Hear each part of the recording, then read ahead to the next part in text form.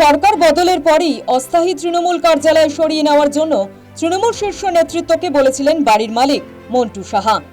কার্যালয় সরিয়ে নেওয়ার প্রতিশ্রুতিও দিয়েছিল ঘাসফুল শিবির, কিন্তু সরানো হয়নি কার্যালয়। এই অবস্থায় থানার দ্বারস্থ হন বাড়ির মালিক। অভিযোগ করেন অবৈধভাবে বাড়ির একাংশ দখল করে রেখেছে তৃণমূল।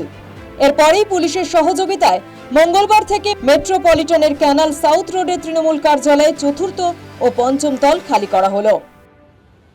দখলমুক্ত করা হলো তৃণমূল ভবন, এমনটাই দাবি বাড়ির মালিকের পক্ষ থেকে ইতিমধ্যে প্রগতি ময়দান থানায় একটি অভিযোগ দায়ের করা হয়েছিল এবং সেই অভিযোগে উল্লেখ করা হয়েছিল যে 3 তলা পর্যন্ত অর্থাৎ 3য় তলা পর্যন্ত কিন্তু তৃণমূল ভবন লিজে দেওয়া হয়েছিল।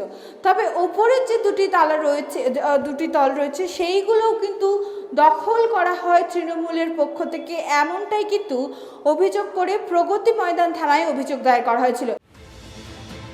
তৃণমূল সূত্রে অবশ্য দাবি করা হচ্ছে বাড়ির মালিকের সঙ্গে প্রাথমিকভাবে 2025 পর্যন্ত চুক্তি ছিল, পরবর্তী সময়ে মেয়াদ বৃদ্ধি করে 2027 পর্যন্ত করা হয়। এ ব্যাপারে প্রয়োজনীয় নথিও দেখানো হয় বাড়ির মালিককে। বাড়ির মালিক নিজেই চতুর্থ এবং পঞ্চম তলে জিনিসপত্র রাখার অনুমতি দিয়েছিলেন। এখন সরকার বদলের পরে নতুন সরকারের নেক নজরে আসার জন্য অবৈধ দখলের অভিযোগ আনছেন। তৃণমূল ভবন কোনো দখলও নেই, কোনো খালি করারও ব্যাপার নেই। তৃণমূল ভবনেই আছে। 5 তলা বিল্ডিংয়ের মধ্যে 1 তলা 2 তলা 3 তলা হচ্ছে তৃণমূল ভবনের নামা। আমরা বরাবরই 1 2 3 করে আসি ভাড়া নেওয়া। এবার 4 তলা 5 তলা উনারই ছিল, উনারই দখলে ছিল। এবার যখন আমরা ওখান থেকে এখানে শিফটিং করি তখন উনি বলেন যে তৃণমূল ভবনে অনেক মালপত্র রয়েছে, তোমরা আমার উপরে রাখবে, কারণ হচ্ছে নেত্রী আমার মায়ের মতো, কোনো অসুবিধা নেই, ওপরে রাখলে পরে।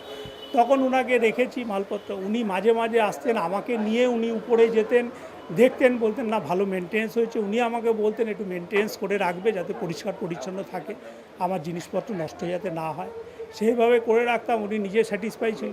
পরবর্তীকালে দেখলাম সরকার যেই চেঞ্জ হয়েছে, উনি থানায় চলে গেছেন, ডায়েরি করেছেন। ওনার কাছে তথ্য ছিল 2025 পর্যন্ত এগ্রিমেন্ট রয়েছে, তৃণমূল ভবন দখল করে রেখেছে। এইভাবে উনি নতুন সরকারের কাছে ভালো হতে চাইলেন। প্রথম দিন থেকে তিনি দাবি করছেন যে নিজেদের ক্ষমতা খাটিয়ে একেবারে তৃণমূল ভবন কিন্তু 3 তলা পর্যন্ত তাদের ভাড়া দেওয়া হলেও ওপরের 2টি তলও কিন্তু একেবারে দখল করে রাখা হয়েছিল এবং অবশেষে কিন্তু দখল মুক্ত করা হলো সেই 2টি তলা। ক্যামেরায় জ্যোতির্ময় সিংহের report, news time Bangla, Kolkata.